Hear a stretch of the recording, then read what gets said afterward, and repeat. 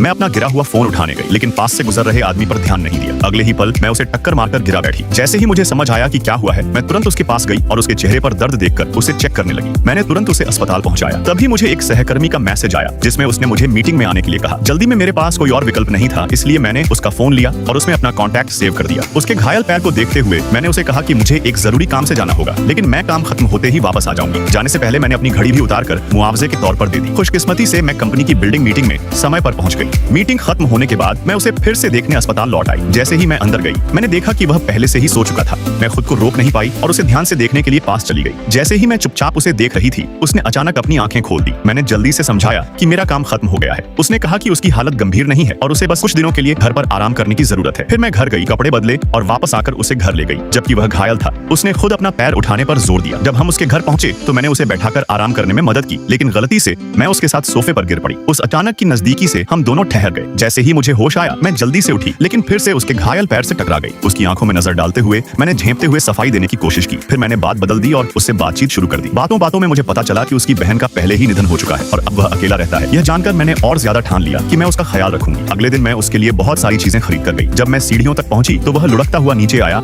और सीधे मेरे सामने गिर पड़ा। गिरने के बाद भी उसने मुझे नमस्ते कहा, जिससे मैं हंस पड़ी। कमरे में वापस आकर मैंने उसकी चोटों पर दवा लगाई और ऐसा लगा जैसे हमारे दिल धीरे धीरे करीब आ रहे हों। लेकिन मुझे यह उम्मीद नहीं थी कि जब मैं अगली बार उससे मिलने जाऊंगी तो इस बार उसका हाथ भी घायल होगा। इसलिए उसे फिर से चोट लगने से बचाने के लिए मैंने सुझाव दिया कि वह मेरे घर आकर रहे। उसने मना नहीं किया। जैसे ही हम अंदर आए, मैं जल्दी से इधर उधर बिखरे कपड़े समेटने लगी। उसे आराम से बैठाने के बाद मैं ऊपर चली गई।